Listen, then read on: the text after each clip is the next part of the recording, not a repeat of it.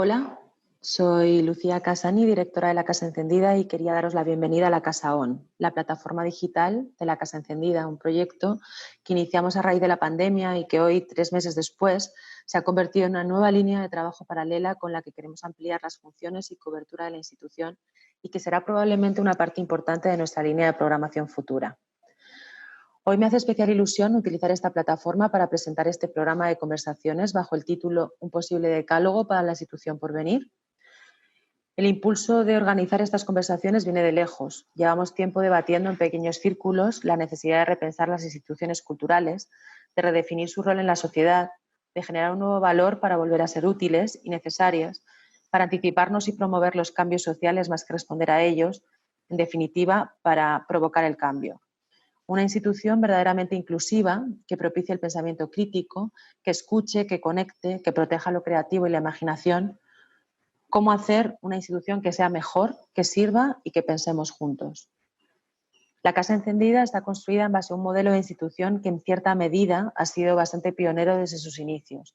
Un espacio social y cultural abierto y dinámico, accesible a todos los públicos, con una programación que reflexiona sobre lo contemporáneo desde la creación artística, la educación, las problemáticas sociales y la conciencia medioambiental, donde lo local y lo global han estado siempre en el mismo plano. Hemos trabajado siempre con un sistema experimental, sin miedo a equivocarnos, probando y explorando nuevas formas de hacer, desde la cercanía y la escucha, desde el cuidado y el respeto, tanto a los artistas y colaboradores como a nuestras audiencias, desde la promoción de la diversidad y la accesibilidad. Y es ahora que estamos preparando la reapertura del centro en las próximas semanas y tras estos meses de parón a consecuencia de la pandemia del COVID-19, que nos ha parecido urgente y absolutamente indispensable volver a pensar en esa institución por venir. La crisis actual ha golpeado fuertemente todos los sectores y la cultura no va a ser una excepción. Esta situación ha hecho absolutamente evidente patrones, comportamientos, problemas y planteamientos sociales y culturales que en realidad ya estaban ahí y que exigen un replanteamiento absoluto de la naturaleza de las instituciones culturales y el funcionamiento del sector cultural en general. Es importante volver a poner en valor la cultura, recuperar el contacto con la sociedad y ser capaces de generar redes entre los diferentes actores que nos permitan fortalecer el tejido y crecer en conjunto. En un momento en el que parece que todo se tambalea, en el que nos surgen más preguntas que respuestas, queremos escuchar a otros y aprender de su experiencia, compartir inquietudes y repensar nuestras prácticas para imaginar futuros posibles. Para ello, hemos invitado a Anne Rodríguez Armendariz a comisariar y moderar estas conversaciones. Anne es una gestora cultural de amplia trayectoria, compañera de reflexiones y vivencias desde su paso por Matadero, Arco, el Musac, el Festival de Cine de San Sebastián o como directora cultural de Tabacalera en los últimos años, donde fue la responsable de la configuración del proyecto de apertura e implementación del proyecto cultural que incluía programas de formación, mediación, exhibición y creación en el ámbito del arte contemporáneo y el cine principalmente. En la actualidad se encuentra realizando un programa de posgrado en Goldsmith College de Londres. Con Anne hemos preparado la lista de invitados, todos representantes de instituciones o espacios culturales que ya adelantan nuevas formas de hacer y que de alguna manera son referentes del cambio. Propuestas muchas veces periféricas, con programación transversal y alejadas de los grandes museos, que proponen una nueva mirada a una Europa que ahora tiene ante sí un reto enorme, que requiere repensar nuestras relaciones desde un lugar nuevo, la solidaridad. Así que muchísimas gracias, Anne, por aceptar nuestra invitación y te paso la palabra para que nos cuentes un poquito más de qué va a ir este ciclo y estas conversaciones y que nos introduzcas a los invitados de hoy. Muchas gracias. Muchas gracias a ti, Lucía, ante todo por la invitación y por este reto tan interesante, que pensar en las instituciones y en el rol del arte o de la cultura en un momento como este es imprescindible, como bien has dicho. Y por eso mismo, bueno, quería agradecerte a ti y a la Casa Encendida y, avisar de que hoy la introducción va a ser un poco más extendida porque vamos a contar un poco en qué se basan estas conversaciones, dar un poco el contexto y voy a pasar al inglés porque va a ser el idioma vehicular de estos días, también por los invitados que tenemos, ¿no? Entonces, bueno, voy pasando. And as I said before, first of all, I would like to thank Lucia for the invitation and the rest of colleagues at La Casa Encendida, like Mónica, Maria, Carlos, and Carol, for the organization and making these conversations possible in such a needed moment of collective reflection. The idea behind is very much connected to the current situation, and it arises from the urgency of addressing the role of the artistic institution at this time, when more than ever we need to ask ourselves questions about our social responsibility. The current standstill provoked by the pandemic has led art centers, amongst other organizations, to close their doors and make their contents digitally accessible in various ways. The responses have been multiple, from generating new contents online, such as exhibitions, workshops, seminars, and showing the works of artists in different formats, like projections, portfolio viewings, or even conversations, to make invisible the archive of the institution, but also curating proposals of other institutions or programs beyond the art center in itself. The institutions have been reactive to the situation and in some way have contributed to once again saturating time and the virtual space we inhabit. The variety of options has multiplied our offer, but however, there is a feeling of a lack of a real reflection on what the role of the art institution should be in the digital era, or rather, I would say, in the pandemic era. So how can we transfer the mission of artistic organizations such as museums, production centers, residencies, and art institutions at large to the digital plane? How should art institutions contribute to help understand what is happening right now? How have we learned anything from the shift in the tempo, in the temporality we live during the pandemic? How about the need of physical encounters? How are we going to learn to be together again? How is this transition or conviviality between the virtual and the presential going to happen? Noting that the role of the institution is not solely programming or giving access to culture, but also that of nurturing, caring, and giving the conditions for art production, knowledge production, and work with communities, how is this going to be a shift? The ruthless unveiling of the weaknesses of our society with this pandemic has made us pose a lot of questions in a social level, but also in the arts field. Art institutions have just jumped into a race of how to be present in the digital. On one hand, in terms of fulfilling its role of making culture accessible to citizens, but on the other hand, I would also say that it has been out of the fear as a way to justify their existence and their presence as something essential in society.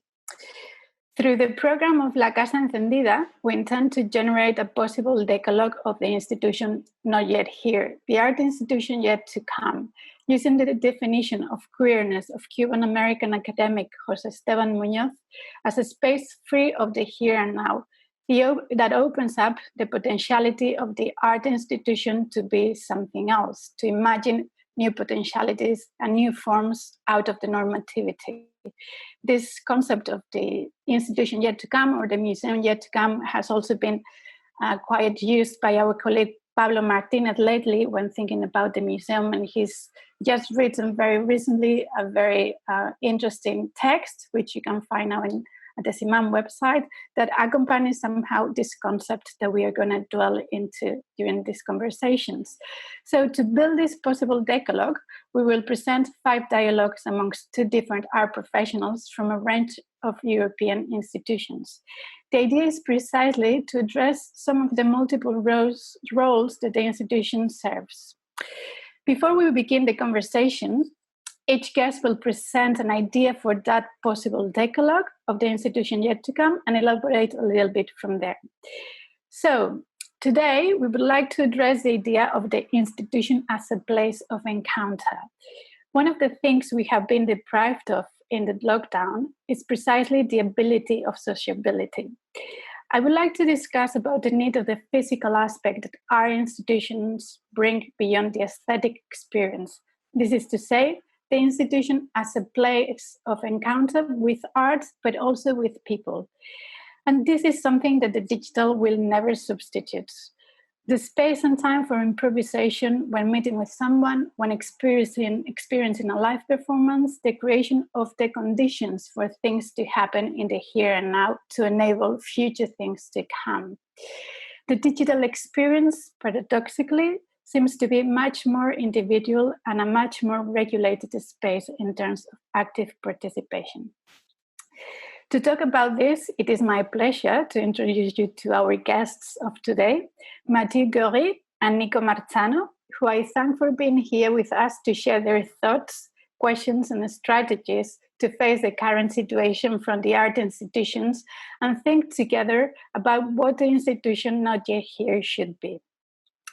Matthieu Goeury is currently the artistic coordinator and more, as he puts in his signature, of Goeury, an arts organization that opened its doors back in 2017 in its new venue in Gand, Belgium, that works as a platform for a variety of artists and organizations from different disciplines in the arts. In their website, we can read that they serve both as a welcoming meeting place and also as a lab for development, production, presentation, participation, and reflection. More than 350,000 visitors pass through their doors each year for performance art, music, literature, theater, debate, and more. Before his current position in the organization, Matthieu was involved in the drafting of the newly developed horizontal organization of Goeury, where he also held the position of head of performing arts. He has been active in the international performing arts and music fields for 15 years now as a manager, coordinator, curator, and creative producer in various organizations and festivals, including Centre Pompidou Metz, festivals such as Possible Futures, Smells Like Circus, Just a Good Program, With Pleasure, Women and Children First, or Mutalat. Thank you for being with us, Matthieu. Now, in regards to Nico Marzano, he heads the film program and distribution arm of the Institute of Contemporary Art in London, introducing underrepresented, independent, and experimental films to diverse audiences. The ICA was founded in London in 1946 by a number of artists, and throughout the different decades, it has maintained a faithful critical vision from the arts through its exhibitions, cinema, public programs, music, and various festivals. On its website, we can read that the organization is once again invested in a radically progressive vision in which different modes of cultural production thrive on mutual engagement with each other, and also in a program that speaks to the challenges of the 21st century. Nico is also founder and director of Frames of Representation, a lab and film festival conceived in 2015 to promote and support the presentation, production, and distribution of new visions for the cinema of the real. Nico has served on numerous international film festival juries, including Sundance Festival and Cinéma du Réel. He's led workshops at the Cannes Film Festival, CPH Docs, and elsewhere, and he has contributed to film journals, and also he is a regular guest lecturer at universities around the United Kingdom and internationally. So I want to thank both of you for being here to generously share your thoughts and questions, which I'm sure we do share a lot of them. And I would like to first invite Matthieu to share his view of what that institution yet to come should be. So thank you, Matthieu. Thank you very much, Anna, and thank you, Lucia, as well, for this very clear introduction. And also for this very happy to continue collaborating internationally and having this connection. Also super happy to discuss with Nico today. And I know I think it's so important that we keep on connecting internationally and not come back to our local ground fully at the moment, which might be a sort of logical, let's say, a step to do. But I think it's so important that we keep on connecting. I think a lot of the questions you listed, Anna, are essential today, and I think they really come at the right moment. We've all been through a collective trauma. I think it's something that also should not be forgotten. I hear a lot of this idea of returning to a sort of normality, which for me is something I would really like to question. I think there's a lot to question about what used to be the normal in a way, what used to be the work of institutions, and actually the work of society in general. Before the started, and it's the way I put it with my team at the moment is that we should not waste the crisis in a way. Of course, it's a very violent thing that happened with all the drama, but also I think we have to learn, and we have to see what kind of opportunities can happen from a moment of stop, which in my life has happened like almost never. We've always been on this road, and in the arts we're so used to work and develop and produce. In that sense, having this forced stop, I think, is some kind of opportunity we should seize to rethink indeed, and to imagine how to reopen institutions in the future. One thing I want to say before in answering your question is that for me, I would say a bit provocatively that institutions have been ill for years actually, and that this virus is coming as a sickness, of course, for society. But I think if you look at arts institutions, that's our conversation today. There's been a lot of illness, I would say, or misfunctioning in the past years. To talk about, let's say, the biggest dysfunctioning that I could identify is really the overproduction of project, of content.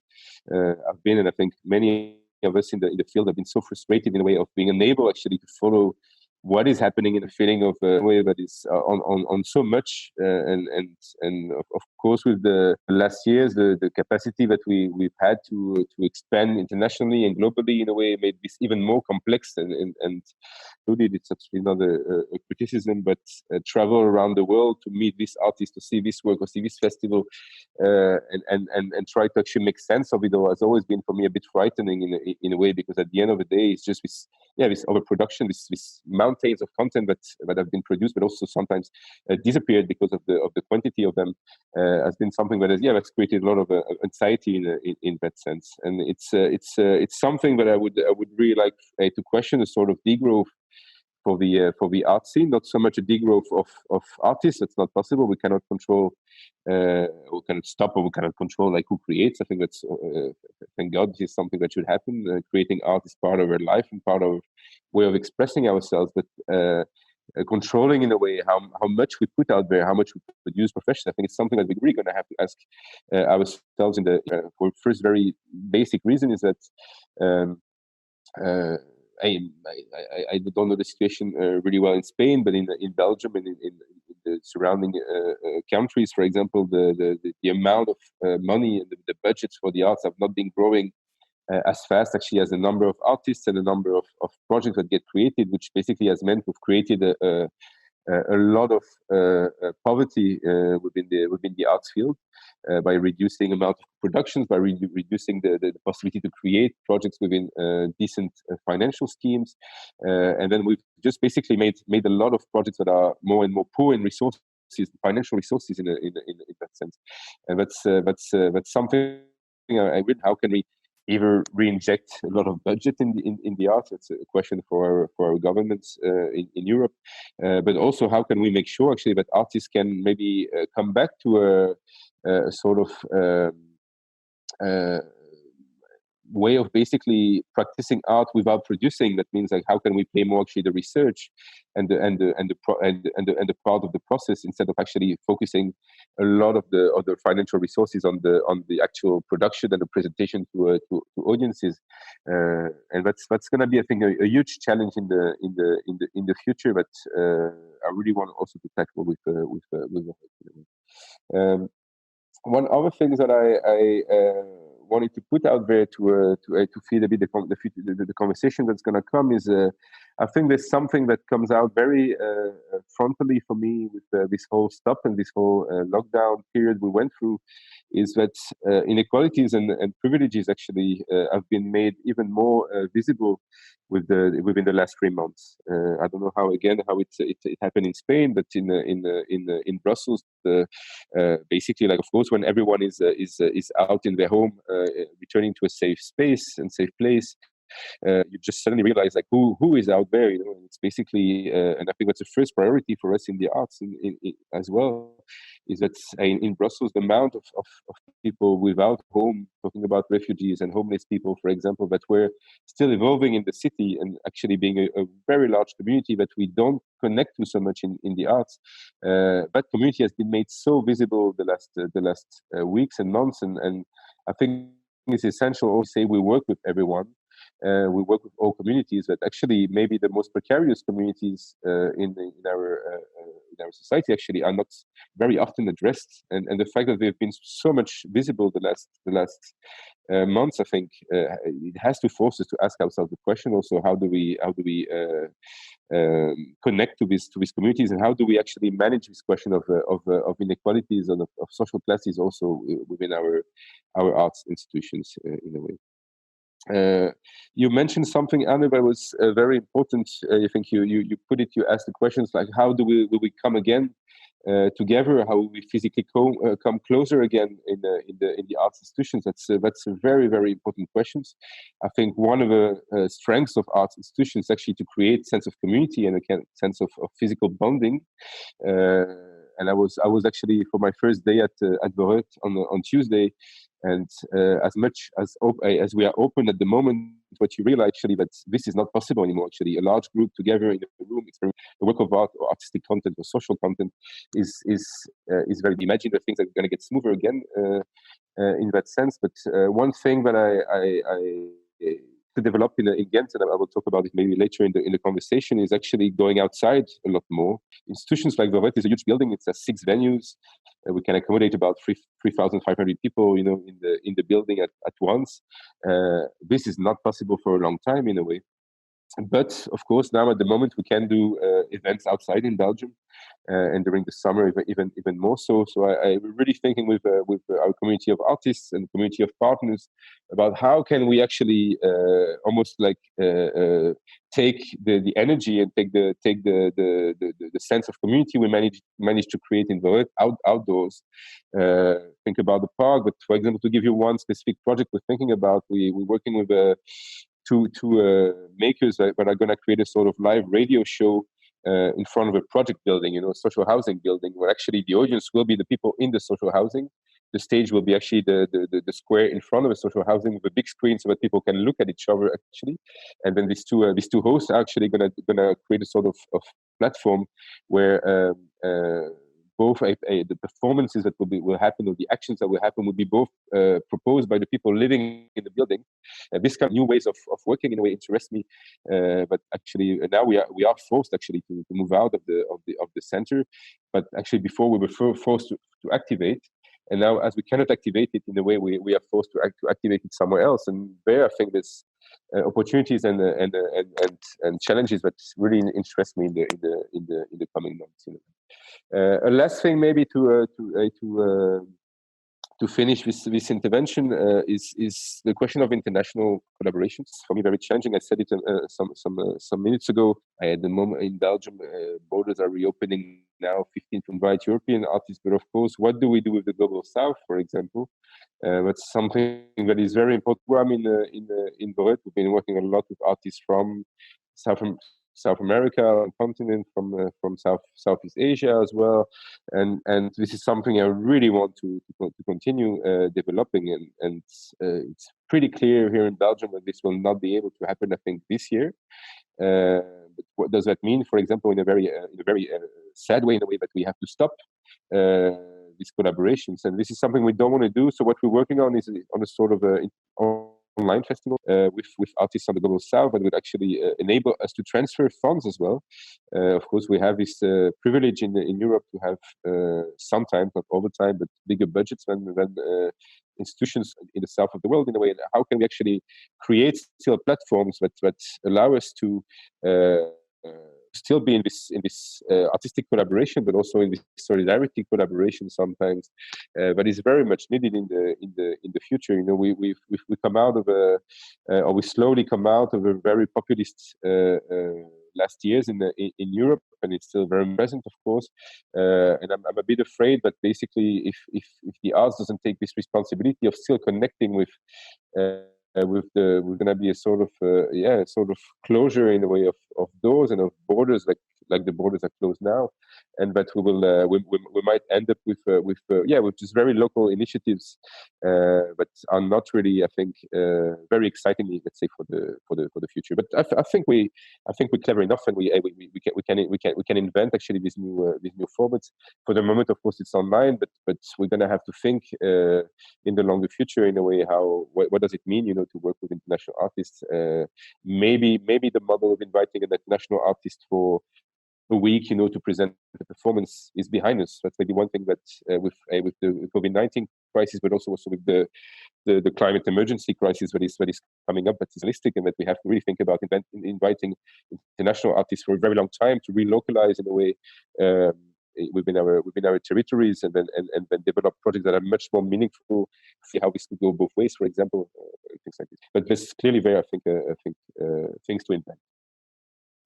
So thank you, Matthieu, for your ideas. You have thrown a lot of big topics that I'm sure that if not in this conversation will be addressed in the upcoming ones. But I would like to maybe summarize what you were saying as your contribution towards the decalogue as, on one hand, to the growth of the institution, on one hand, to produce less, so to say, but on the other hand, the redistribution of wealth, right? Yeah, so that's an interesting challenge. To grab an idea, at least. So thank you very much. We will continue the conversation. Now we are going to listen to Nico's reflections upon these challenges and also this institution yet to come. So Nico, thank you. Thank you. Thanks, Anna, for the invitation, for the very kind invitation, and thanks to Hacia and La Casa Encendida for the invite. I'm very happy to be here, and thanks to Matthieu for the brilliant contribution that so many, hot spots that it's great that, we are all here discussing. Strongly believe in the idea of internationalism and international efforts, and the idea that especially right now, this is a moment where I see the pandemic as an opportunity, for artists, for art institutions, for curators to work together. Even if we think in terms of film production, in the last decade, I must say, we saw possibly the most brilliant examples coming out of collectives. People working together, lending each other skills, ideas, opinions, discussions to create something. So I really see this pandemic as an opportunity for artists to return to work together, cooperating, questioning, find ways to reinvent ourselves and the way that we work together. Because I truly believe that that there is no separation between. I always doubt. When I encounter works of art that tend to instigate this separation. For me, art is a reflection. It's an artisanal tool that helps me to understand why the hell I am on this planet, what is my role within society, and therefore the two things are together. And this pandemic is telling us that something was not going well. And therefore, it's an opportunity to recalibrate these dynamics. At the same time, it's also a very dangerous moment, this pandemic, because I do believe that, and particularly in relation to our world, the world of creation, art, production, there is always a dichotomy, a conflict between those who are interested in provoking a change for the better and instigating a progression, and those that want to retain their positioning within the field. And this is really a metaphor of what happens also on a political level internationally. I'm very, very concerned, very, very fearful that this pandemic opportunity for many governments globally to push on either more right-wing conservative agendas, branding the vessel of security, of health, that was now all of a sudden has become a concern. And we can see that, strikingly in many countries around the world.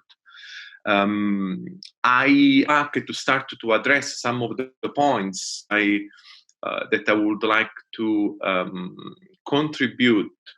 I love Decalogue was for me the film that got me hooked up to cinema and to that idea how life and cinema and arts are all together. No, Kieslowski, a friend of mine, we were 17. This film last night on TV, VHS, you have to watch Decalogue 1. And for me, a world, to how, art can change people's life, it can improve our. And Decalogue also has an idea that it's a list, but it's only a departing point that we can then, in a way, also put aside, like any plan. It's good as guidance. Any curation is good as creating a framework, but it's also good to destroy that framework, because from that chaos, more ideas can come. So for me, the art institution, and I must say that, I'm very grateful to be working for the ICA now for 7 years, because I think that we do embody this. It's a place it's a place that should allow a plurality of communities to exist, but bear in mind, not from a perspective, from a vertical perspective, the art institution as presenting someone opportunity. No, for me, the idea is of fluidity. And the idea is this interaction that comes also and connects very strongly with the idea itself of art production.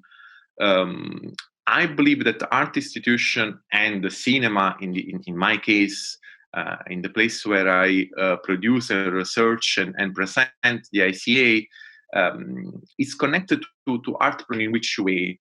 A film never comes to an end with the credits, or never comes to an end with the conversation, with the presentation.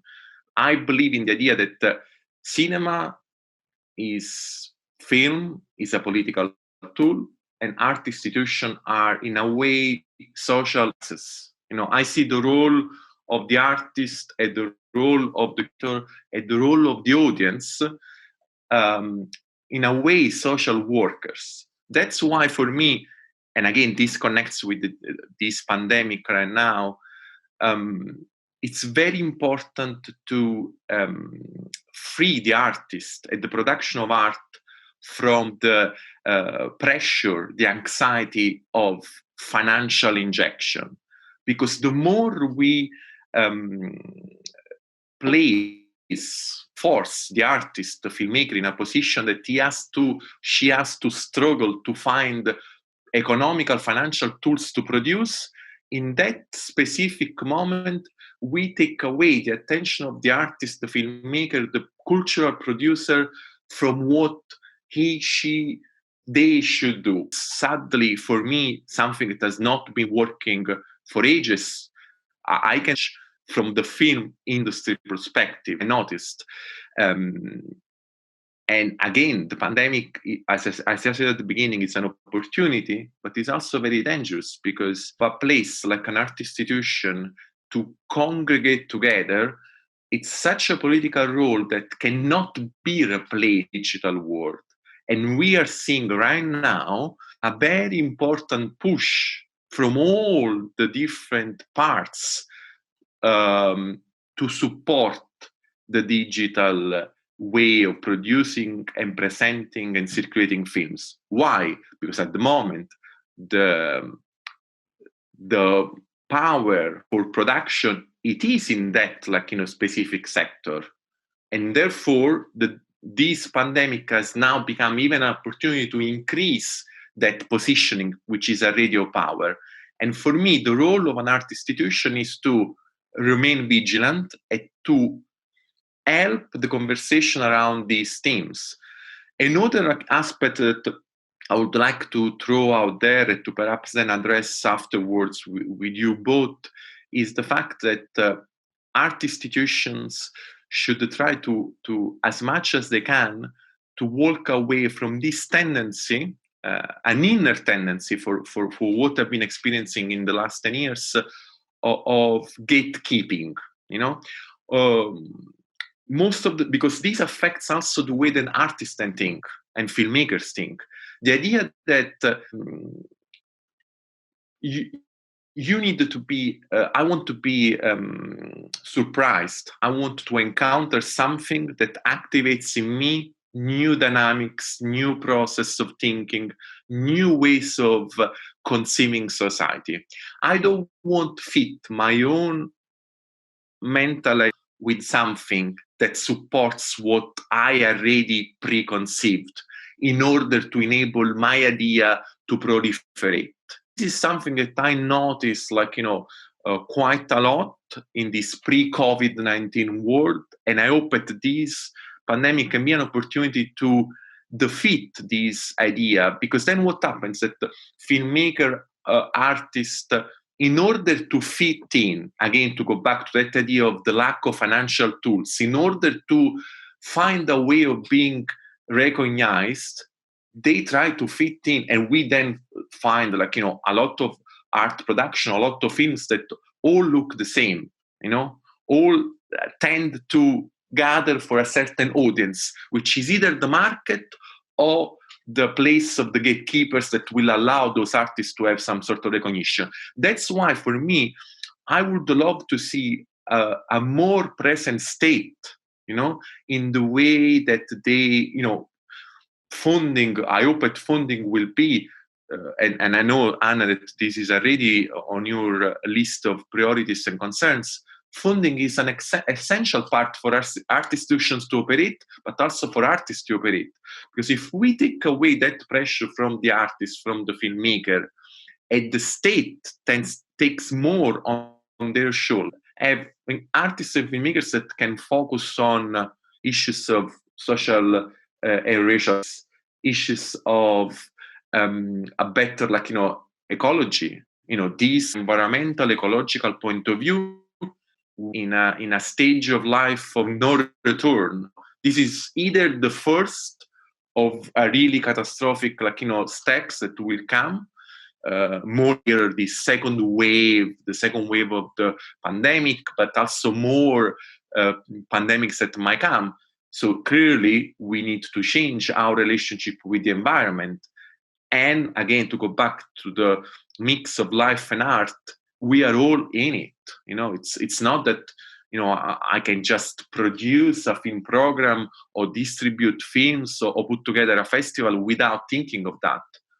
So again, to somehow also say why, and I don't want to demonize by all means this, is because ecologically maybe it is a way forward that we as curators don't need to invite an artist for one gig in London, but maybe create a collaboration, because for me, the main concern is to expose foreground cinematic languages from the global south, from places that have an urgency and a necessity of telling a story, and usually not really, foregrounded by the mainstream,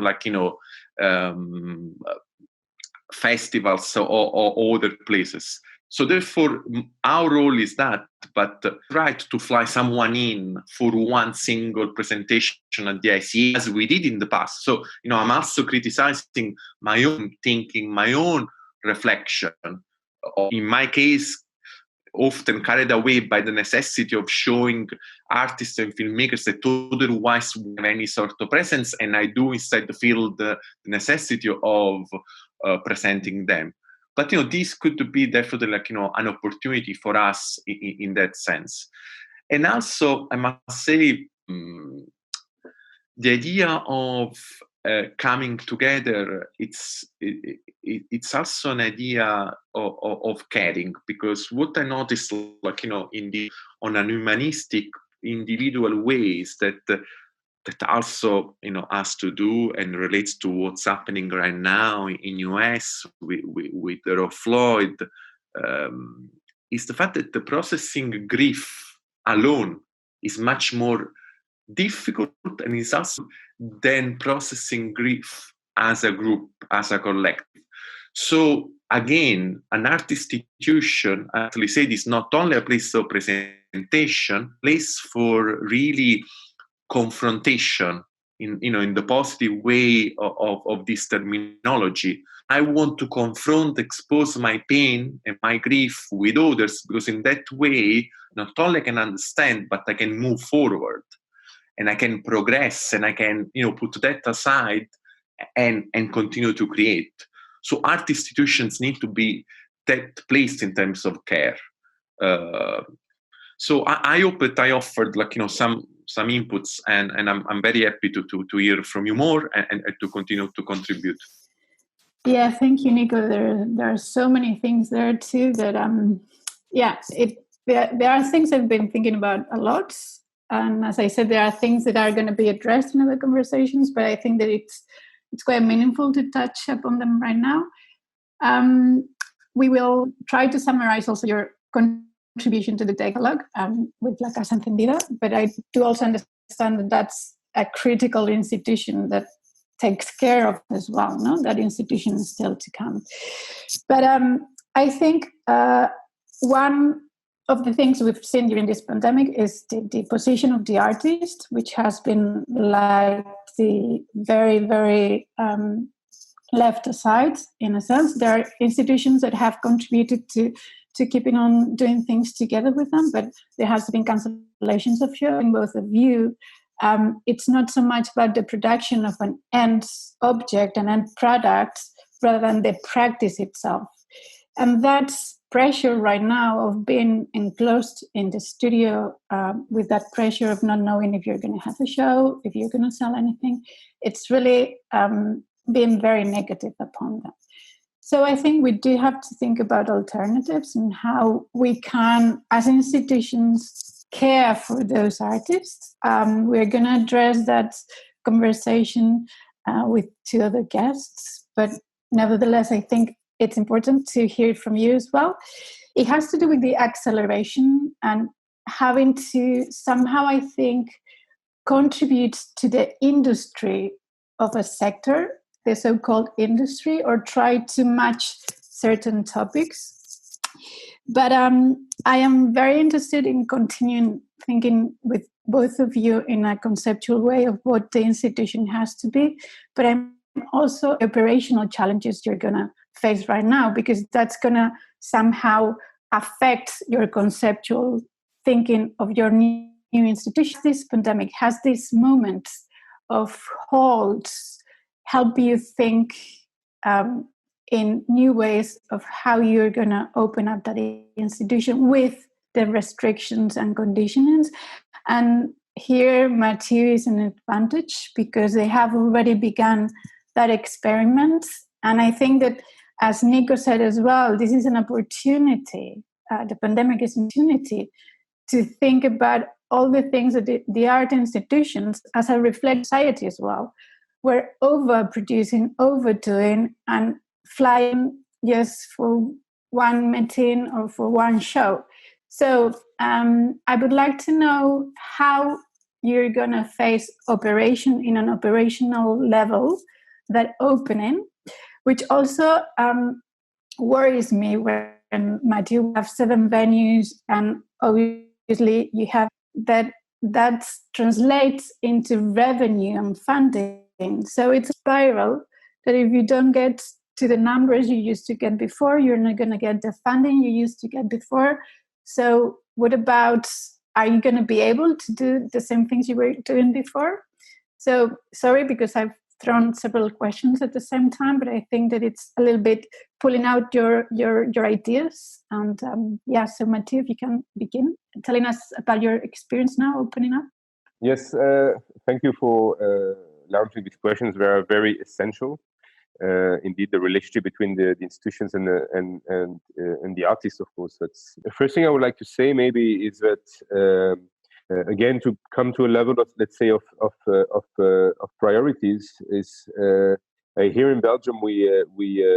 Artists actually suffered very directly from the stop of activities. And when I mean very directly, that means not being able to pay the rents, not being able to fit in the fridge, like this kind of basic needs. And there's been an amazing initiative organized by State of the Arts, which is an artist-led organization here in Brussels, who created a platform called SOS Relief. You can find it on Facebook and online, which was a very simple platform where actually people who had a little bit of extra money could actually give it to people who needed money to really fit in the basic needs. And there's been I think 120,000 euro requested, and about 60,000, so about 50% given. So it's still ongoing, and we hope to be able to fulfill all the needs in the future. But for example, Verheut has been quite active by participating in the collection of money, but also by communicating about this. And that was for me the very first question when everything stopped. I was like, yeah, of course we can pay the artists who work with it, what all the others who were not in a process with. What does it mean? That means that basically we just close our eyes, or we just don't call them. We don't check on them to say how they are doing. Of course, there's too many of them also to actually play an actual role. And it was quite beautiful for me to see that the sector itself and actually the artists themselves organized in a very simple way to have a sort of exchange of funds between very basically people who have some and people who don't have some in a way. This has been indeed for me the first layer, the first urgency that we had to look at when we talked about artists. The second thing that I find challenging indeed at the moment is the restart of activities. As you say, we restarted, but we restarted residencies at the moment. From the 1st of July, we'll be able to restart programs, but respecting physical distancing. That means basically about 4 square meters per audience. In our main theater venue, which is about 700 seats, that means 128 seats. Economically, this is absolutely impossible for our organization to deal with that kind of audience and financial ratio. There's also another very important criteria is that we've all been in showings where you have very few people in a big room watching art. For performance work, basically the experience is not the same. The experience works when actually you have a group of community watching another community of one or more actually on stage, and that's that passage that we actually organize as live arts organizations in a way. So like as long as basically that's what I propose to Verheut, as long as we don't have at least half of the capacity possible, we will not restart actually organizing events for these two reasons. I think financially we can adapt by how we present, how many times. Maybe playing 2 times a night, we can recreate something actually that is okay. But actually, if the audience in the room feels like they are in danger because they are so far from each other, they have to wear a mask. People on stage cannot be too close either. You just feel like you create some kind of very strange momentum, but is not really what we want to share with the audience in a way. I must say for us that the situation is actually quite catastrophic financially for Verheut. So Verheut functions on the model of 50% of subsidies coming from the Flemish community, and another 50% that we raise from the cafe and the restaurant we run, which is actually this very social place, which used to have a capacity of 400 people. It's the biggest bar and restaurant in the city of Ghent. Now we have to limit it to 100 people. So it's changed completely the relationship, of course, and the atmosphere in the place. So we raise about 50% of our own income, also with a lot of big parties, late night parties for a lot of young people. We actually are about 1,200 people in the same space, sweating, drinking together, dancing all night. This is, of course, absolutely not possible. So when the pandemic started, we were actually losing about 30,000 euro a week. of own income. So we had, and it was a difficult decision, but we had all of us, including myself, to go on technical unemployment. And we still are, some partially, some fully at the moment, to be able actually to make sure that the institution survives. That was actually our very first priority, but to make sure that actually we can reopen, when this is open, this is finished. And at the beginning we didn't know, of course, how long it would take to maybe look, let's say, at solutions and possibilities. I think for me, what because of all these impossibilities and barriers and limitations we have now, I really want to look actually at playing with them a bit. For example, we will organize during the summer a series of what we call 1-hour parties. So we will have parties for 50 people in the main space with local DJs. But actually, every hour the audience changing. I really like what you said, Nico, about care. I think that's also something that is so important in a way. When the house was full, when we had 3,000 people in the organization, I think we could honestly ask ourselves the question: were we actually caring for all these people? Because it's so many people, you don't see them. Like, it's just impossible to really manage. You manage it as a project, and it's, of course, there's a sense of care behind it, but it's also a sense of business, to be honest. At the moment, we're forced to reduce actually the number of people, the number of events, the way people are, and you end up having a capacity of knowing, who's way of seeing, who's very actually very literally, in a way, if it's 50 people who come to party, but actually you can also actually bring a sense of care, and like partying will be something that will be, I think, very intense for all of us when we can actually do these big parties again. And I think maybe to finish, maybe one of the shifts we need to do actually in the which is how can we actually become again a place for but deep collective rituals, not so much like the rave party that you organize, but we have smaller capacities in these spaces together, really exchanging about what we've collectively experienced. It's for me, like, I think the pandemic has got this very interesting. Is actually, it's the first time that all of us experience something at the same time, but it's so impacting in a way. You could look at 9/11. Of course, it had a lot more impact in the US than actually on the rest of the world. But actually, like a global pandemic, like I don't remember having been impacted the same way as actually my friends in the US or in Spain or in Italy. Like, everyone has lived the collective experience together in a way, and we could ask ourselves, like, is it maybe the role of art institutions to help actually digest and ritualize this collective experience within the limitations we have now in the coming weeks?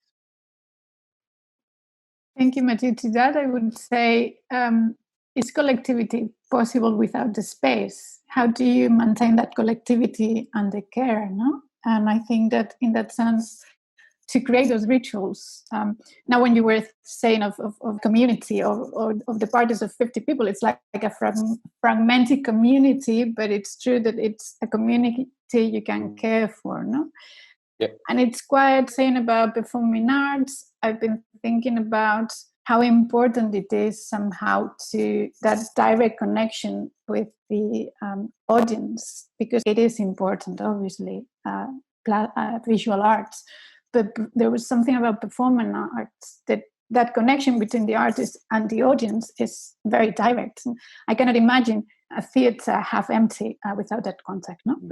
But I think that collectivity, we do need that space. And it's like the crisis that has been lived in cinemas as well, no, Nico? In the sense of, this is an old crisis and an old issue, but the shift from the cinemas to the screens at home and the loss of that experience of the darkroom shared with someone else at the same moment. And actually, it doesn't close with the credits, but it closes probably at the bar, talking about the film with maybe the artist that has been introducing the film. And somehow that's the idea of community that the art institution enables, no? Completely. So, Nico? Yeah, absolutely, Anna. It's absolutely of concern, this, because, for example, like, I think art institutions in general, but definitely, the model that I'm trying to also develop at the ICA, especially in the last few years, is of an integrated model where we are together with the artists from the beginning of the concealment of the idea. As part of that festival that you mentioned at the presentation, which is a festival that supports those cinematic languages that are just in between fiction and non-fiction, and are very political in the way that they address issues, is also, we created a laboratory to look at developing ideas. And then there is a moment of presenting that idea. 3 years that I tried to relaunch distribution arm of the ICA, because I felt the need for those films to be shared and seen beyond the ICA. And this is a bit of a contradiction, because, in a moment like in the UK where everybody feels to celebrate the Oscar of Parasite as this big independent film, which is not, a great film, no question about, in the UK, a wave of people saying, it's saving independent cinema. No, it's not saving anything. So out of this frustration that was predated to the release of Parasite, but again, starting from a place like an art institution that is and the digital world at the moment, for me, it's fleeting, element, because as I said, there was already a push towards, taking, away the certain value from the film in the real space. But nonetheless, we've been talking, we've been fearing, we've been discussing the death of cinema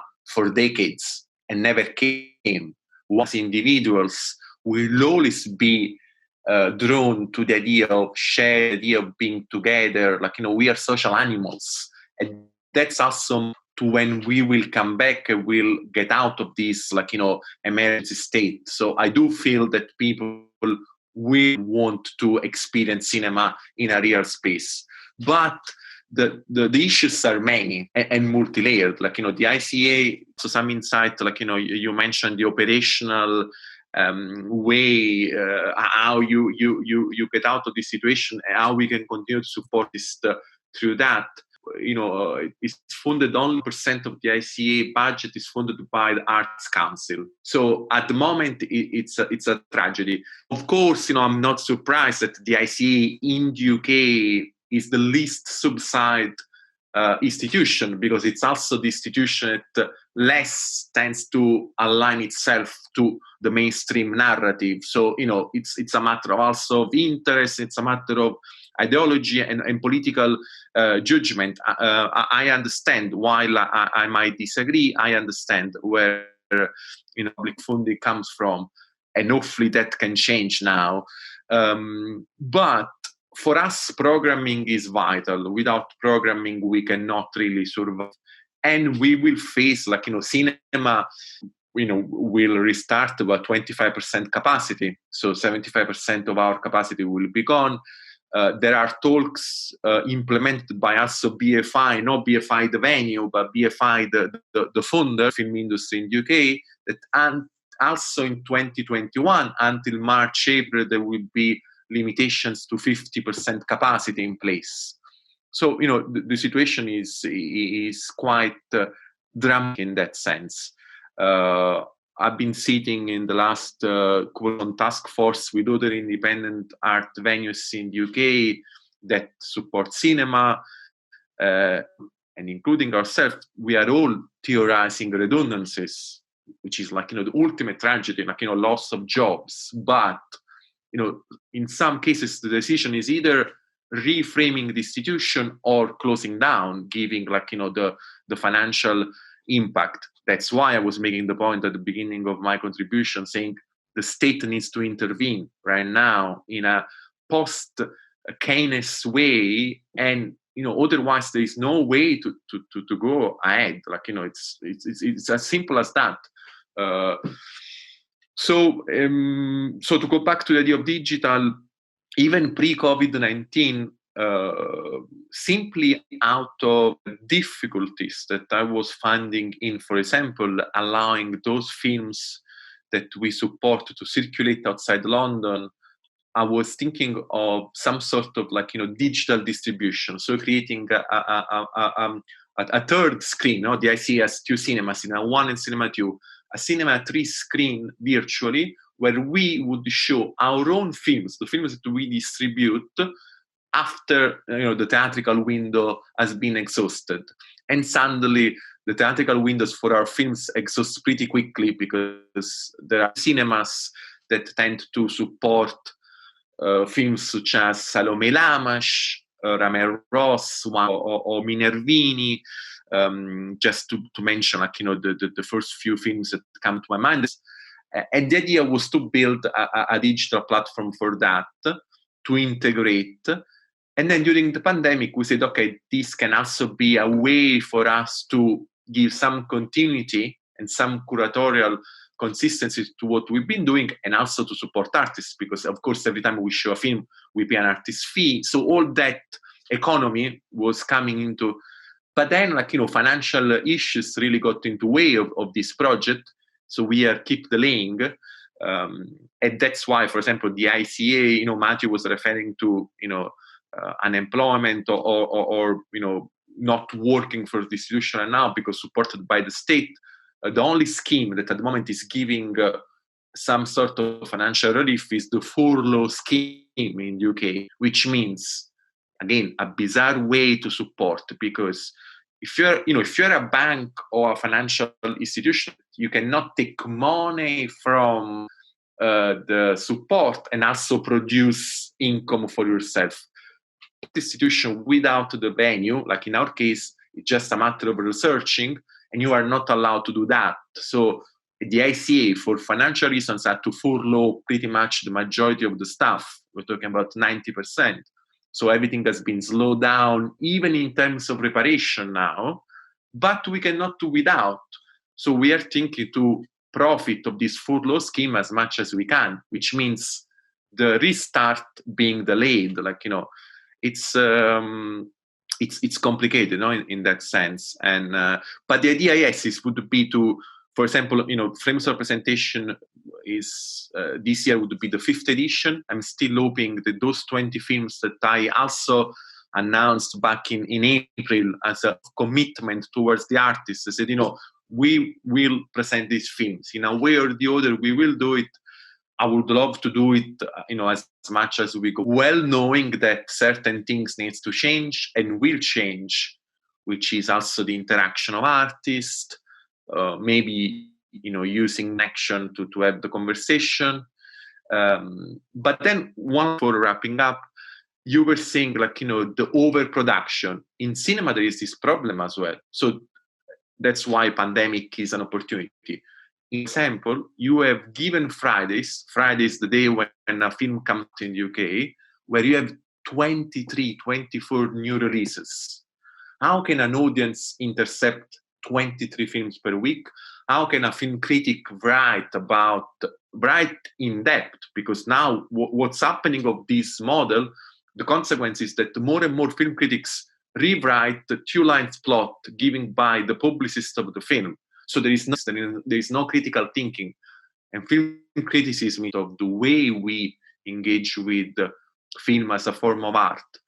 So, this is why, because more and more film as an art form is not intended as an art form to connect to life, as I was talking at the beginning, but as a matter of consumption, as an industry.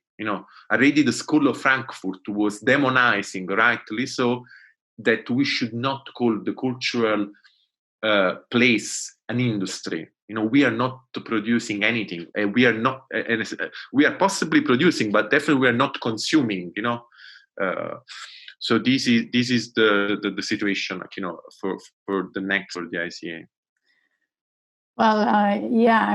You've brought up a lot of issues about finances, which I think it's at the core of all this, of private and public. And I do think very strongly that it has to be somehow state supported, because as education has to be, as health has to be. And obviously during the pandemic, we've seen the essential needs, the essential workers, and we've seen very clearly those workers also on the lower range of pay, they have to be there keeping up the world going around. So I think that's, in a global sense, it is an issue to revise and how the world can survive, what we need for the world to survive. And obviously, I'm not going to put culture at the same level as what has been going on, but it has been very essential in every household to maintain our seascape. I hate this word as well, but to consume culture, or to be nurtured by literature, by music, by fun. That I think it's something that it's needed in our society in that sense, and it's not an area, as you said.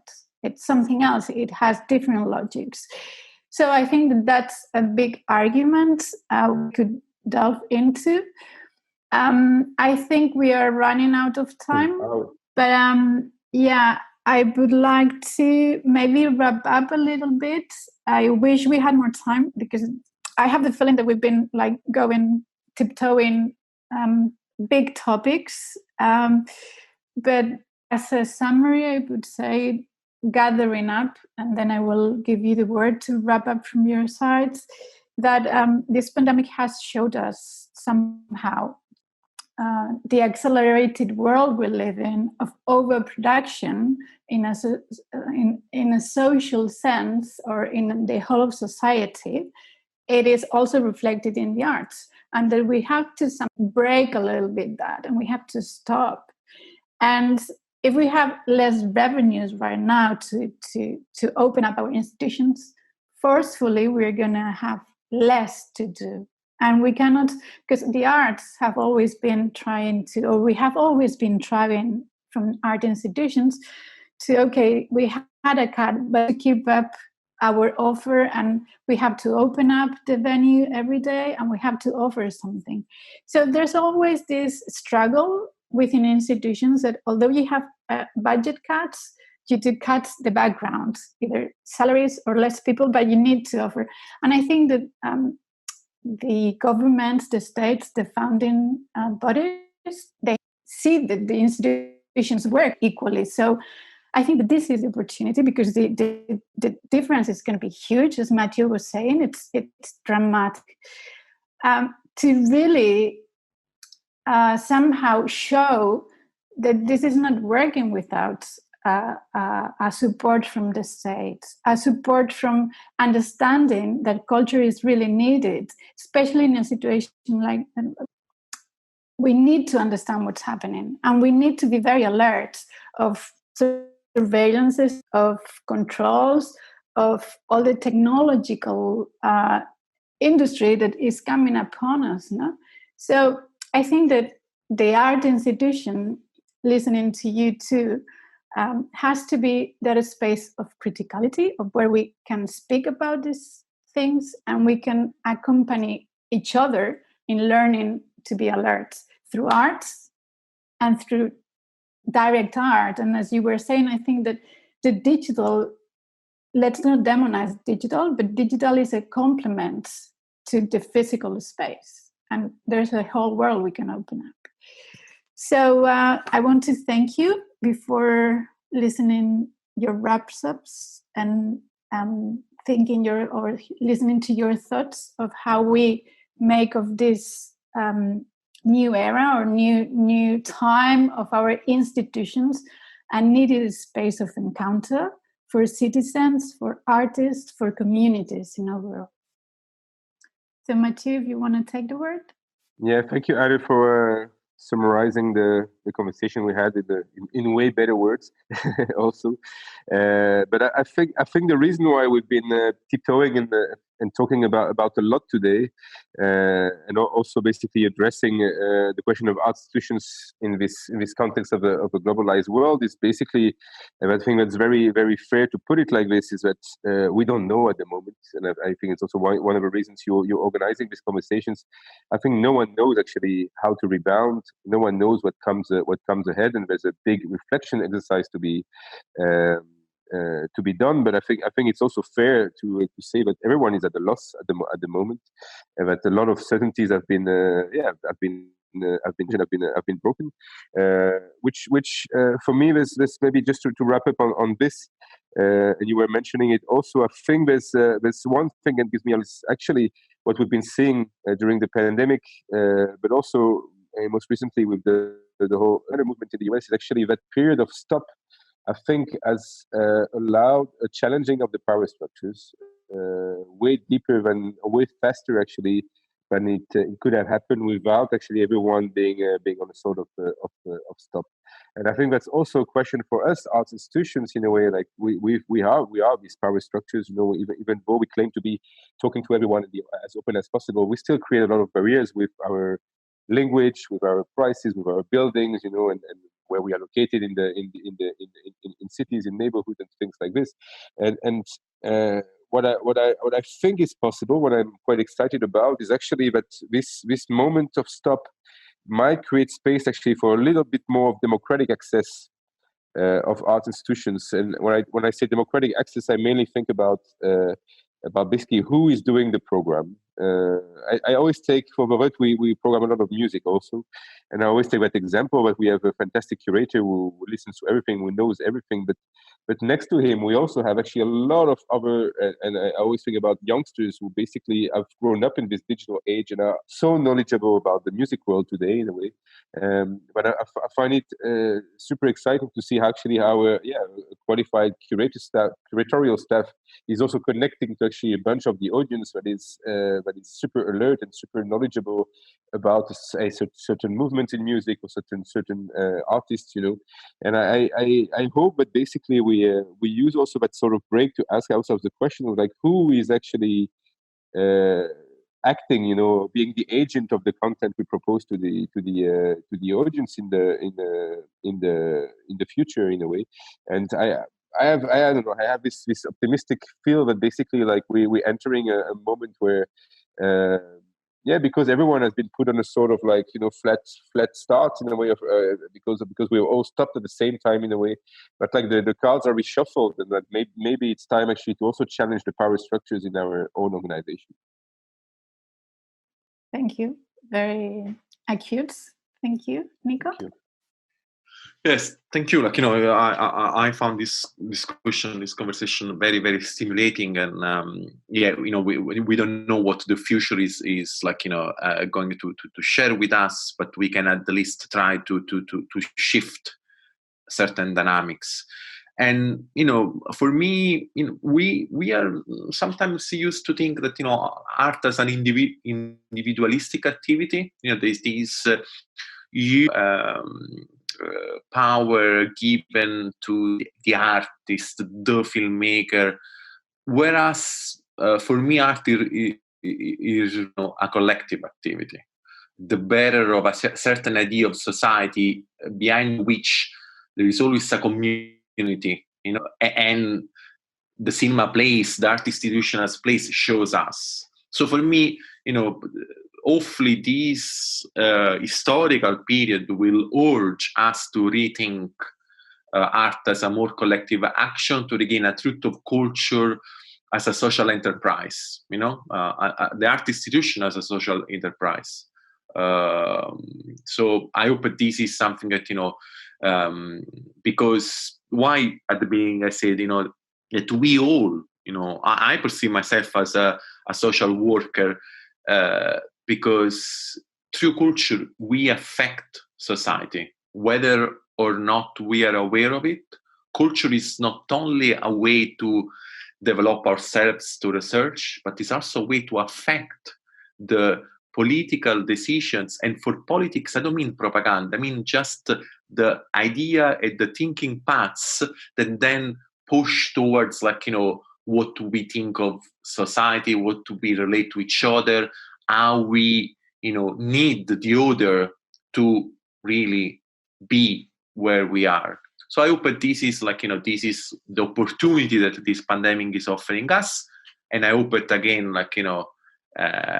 there will be some solid support not only for us to restart as art institution, but to continue in a different way, because that normality wasn't that normal. Thank you.